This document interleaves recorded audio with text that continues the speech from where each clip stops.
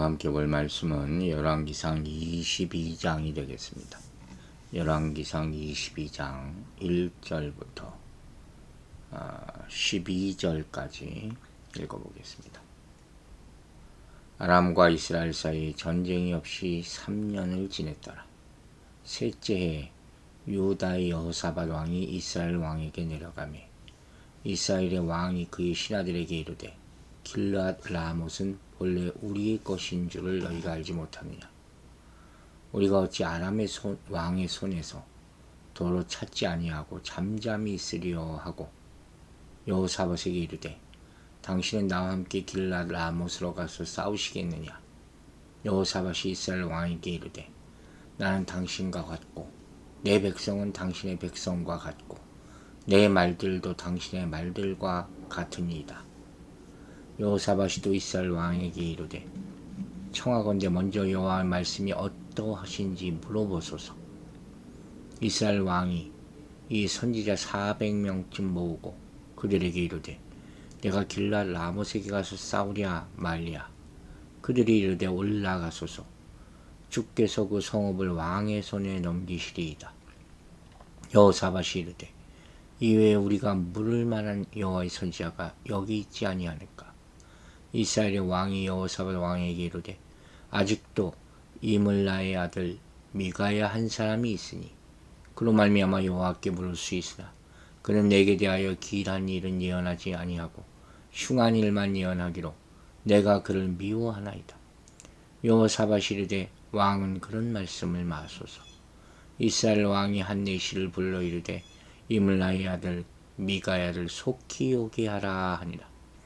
이스라엘의 왕과 유다 여호사밧 왕이 왕복을 입고 사마리아 성문 어기 광장에서 각기 왕좌에 앉아 있고 모든 선지자가 그들의 앞에서 예언을 하고 있는데 그 나아나의 아들 시드기야는 자기를 위하여 철로 뿔들을 만들어 가지고 말하되 여호와의 말씀이 왕이 이것들로 아람 사람을 찔러 진멸하리라 하셨다 하고 모든 선지자도 그와 같이 예언하여 이르기를 길르앗 라못으로 올라가서 승리를 얻으소서.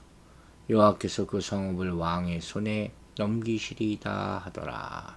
아멘.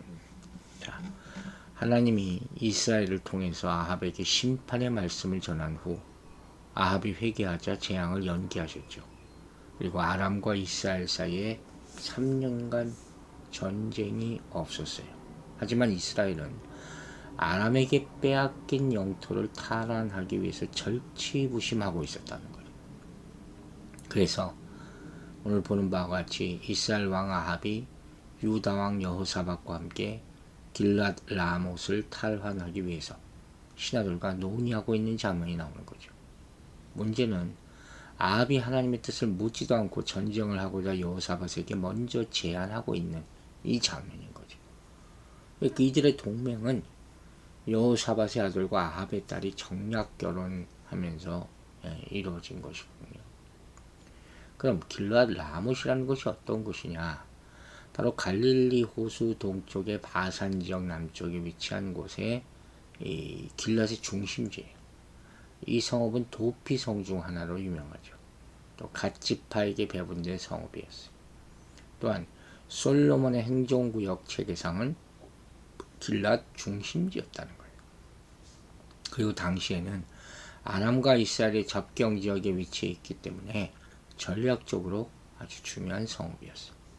특히 길르앗 라못을 차지하면 요단강 동편에 국제무역로인 왕의 도를 통치할 수 있기 때문에 성읍은 아람과 이스라엘 모두 필사적으로 지키려고 했던 그런 성읍이었다는 거예요.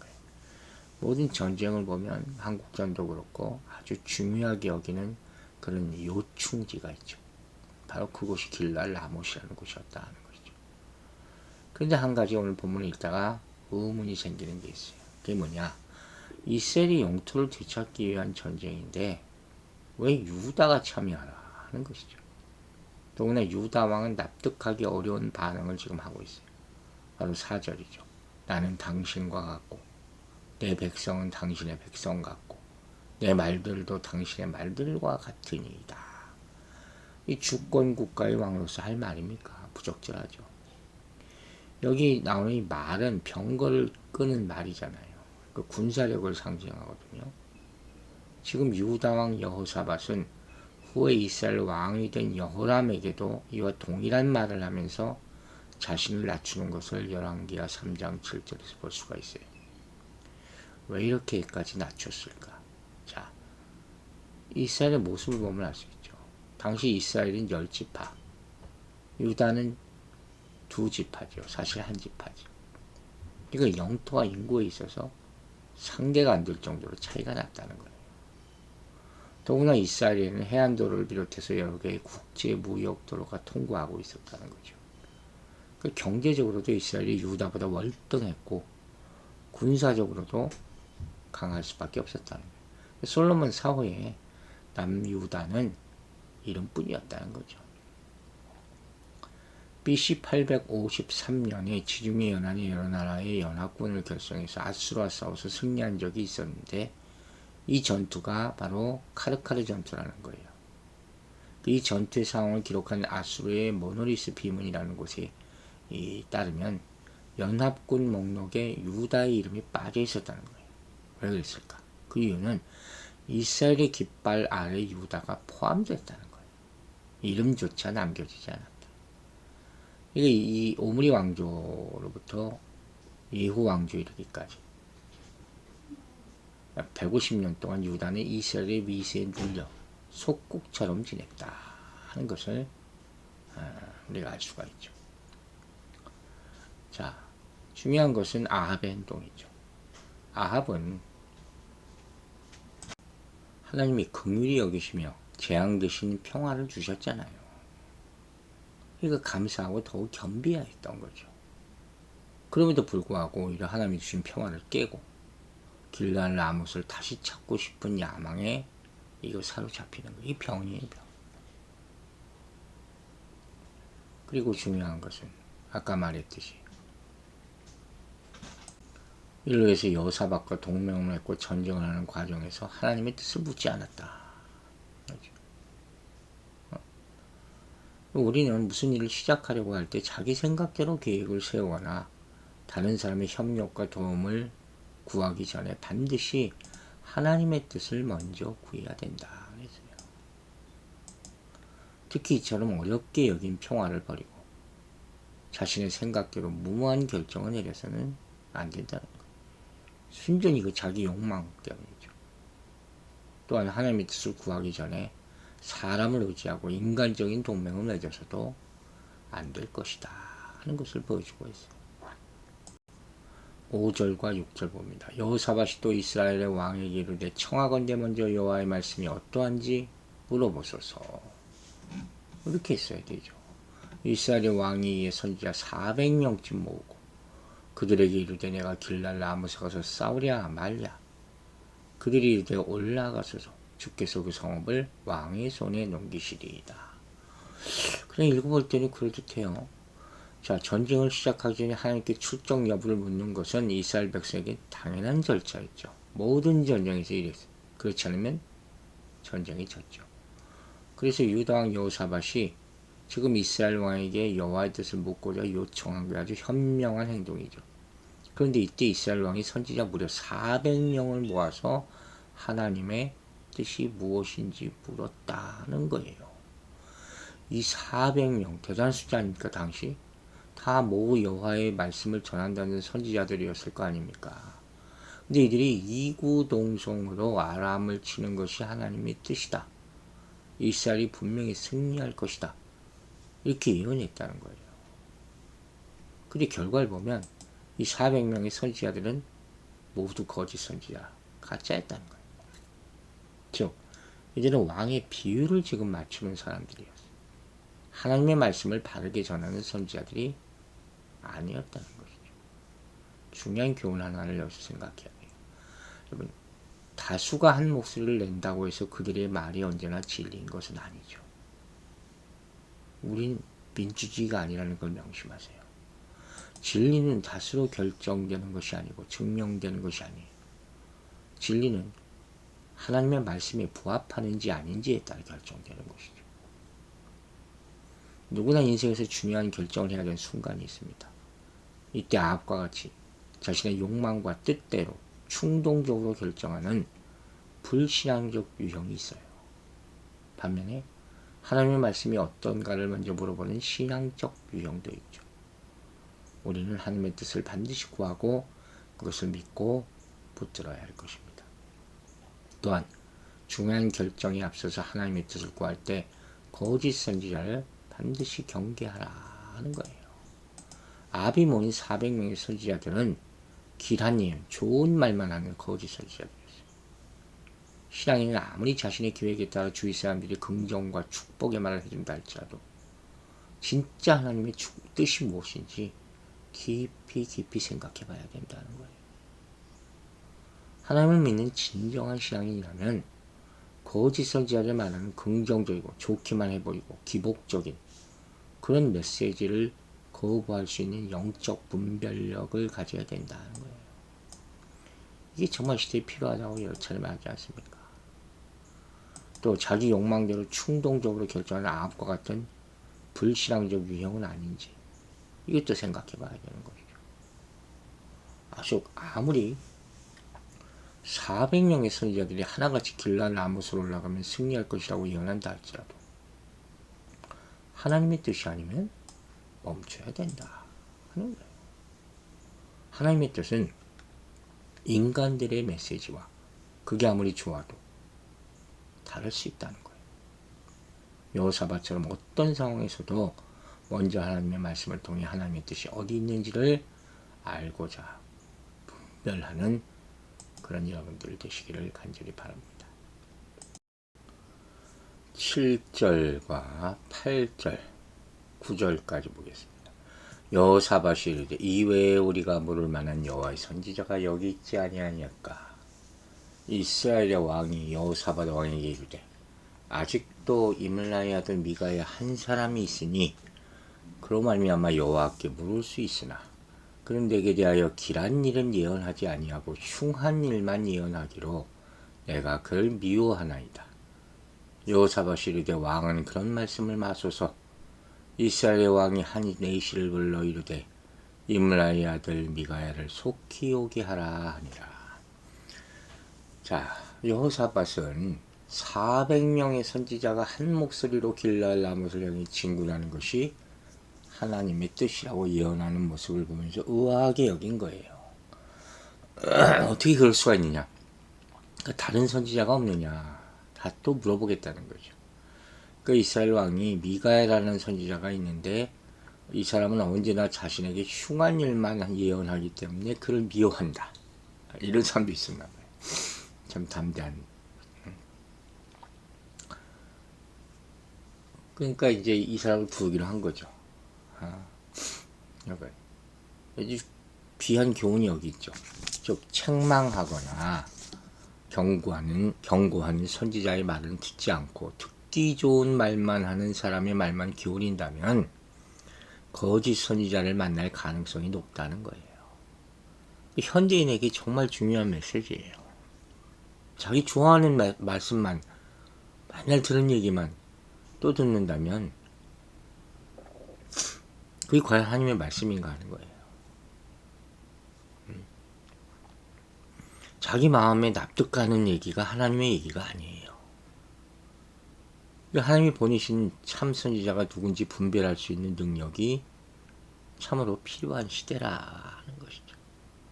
이스라엘 왕과는 달리 유다 왕 여호사밧은 참 선지자를 알아볼 줄 아는 왕이었다 하는 것이죠. 그래서 미가야 선지자를 불러달라고 요청한 그런 것이죠. 여러분, 또 한 가지. 초자연적 현상을 보면서 무조건 믿어서는 안 된다. 그 거짓 선지자들이 잠깐 눈속임으로 하는 게 많거든요. 그리고 요새 한국에 난리 났잖아요. 이상한 이단 단체들. 얼마나 뿌리 깊고 얼마나 많은 사람이 현혹되는지 모르죠. 그 교회 역사를 봐도 그런 거짓 예언에 현혹돼서 망신당하고 사람들의 믿음을 악화시킨 일이 너무도 많다 하는 거죠. 예를 들어서 시한부 종말론 같은 것, 터무니없는 전쟁설, 사람들이 불안하게 만드는 것이죠. 그 약점을 파고드는 거죠. 물론 데살로니가전서 5장 20절 말씀대로 성경은 예언을 멸시치 말라고 가르치고 있지만 동시에 잘못된 예언에 속지 않도록 잘 분별할 것도 구원하고 있다는 거죠. 그러니까 예언 현상이 있다고 해서 무조건 따르거나 두려워하지 말고 하나님의 말씀에 비추보고 기도함으로써 스스로 잘 분별하시라 하는 것입니다. 이제 10절부터 보겠습니다. 12절까지. 이스라엘의 왕과 유다 여호사밧 왕이 왕복을 입고 사마리아 성문 어기 광장에서 각기 왕좌에 앉아 있고 모든 선지자가 그들의 앞에서 예언을 하고 있는데 그나안의 아들 시드기야는 자기를 위해 철로 뿔을 만들어 가지고 말하되 여호와의 말씀이 왕이 이것들로 아람 사람들을 찔러 진멸하리라 하셨다 하고 모든 선지자도 그와 같이 예언하여 이르기를 길라 라못으로 올라가 승리를 얻으소서 여호와께서 그 성읍을 왕의 손에 넘기시리다 하더라. 자, 여기 보면 선지자 400명 가운데 시드기야가 철로 뿔을 만들어서 아람의 패배와 이스라엘 승리를 예언했다 하는 거잖아요. 이 철로 만든 뿔이라는 것은 전투 때 머리에 쓰는 투구를 상징하는 거예요. 그러니까 굉장히 시각적이고 이렇게 감각을 자극하는 것이죠. 그래서 메시지를 효과적으로 전달하는 거, 사람 눈에 띄게 했다는 거예요.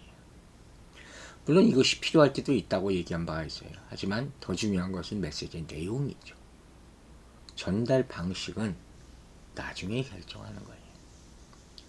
여기 광장은 타작 마당을 얘기하는 거겠죠. 성문 앞 광장, 이 추수 때 타작 마당으로 당시 사용되었지만 보통 때는 군중이 모여서 성읍의 중대사를 의논하는 장소로 당시에 주요하게 사용됐죠.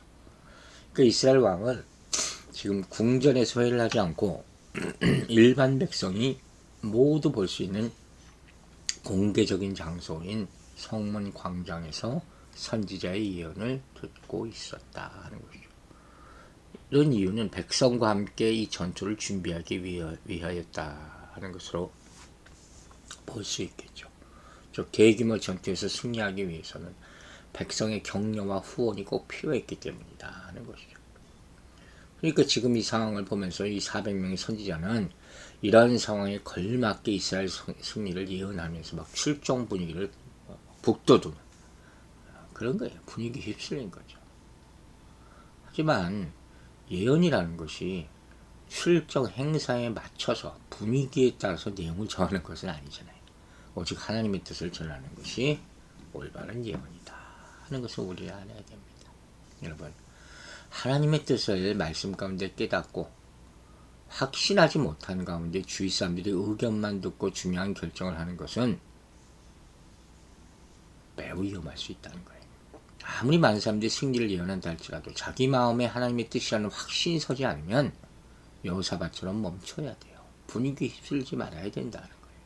또 거짓 선지자의 특징은 뭐예요? 사람들이 듣기 좋아하는 그런 좋은 메시지만 전하고 흉한 일은 전하지 않는다는 것이죠. 물론 조심해야 되겠죠. 하지만 진심으로 하나님의 뜻을 알고자 한다면 내 뜻과 다르게 말씀할까봐 걱정된다 할지라도 진정한 하나님의 사람을 찾아서 그의 말을 들어야 할 것입니다. 기도하겠습니다. 아버지 하나님 감사합니다. 한 주가 또 시작됐습니다. 주의 말씀을 받으면서 시작하게 하심을 감사드리고 말씀을 통해서 우리 흔들려진 마음들을 가라앉히고 간밤에 있었던 일을 좋은 일과 흉한 일을 분별하게 하시고 오늘 말씀대로 정말로 하나님의 뜻이 무엇인지를 보게 하심을 감사드립니다. 우리 귀가 진정한 하나님의 음성을 분별할 수 있는 귀가 되게 하여 주시옵소서. 그래야 온전히 정직하고 참된 길을 걷게 하여 주시고 거짓 사람들의 거짓 선지자들의 흑세무민하는 그런 악한 말씀, 속이는 말씀에 유혹받지 않도록 주여 도와주시옵소서. 날씨가 고르지 않습니다. 우리 성도들 감기 걸리지 않도록 지켜주시고 건강한 하루와 한 주 될 수 있도록 축복하여 주시고 가정과 사업장 주님의 손길로 말미암아 안정되게 도와주시옵소서. 감사드리며 예수 그리스도 이름으로 기도했습니다. 아멘.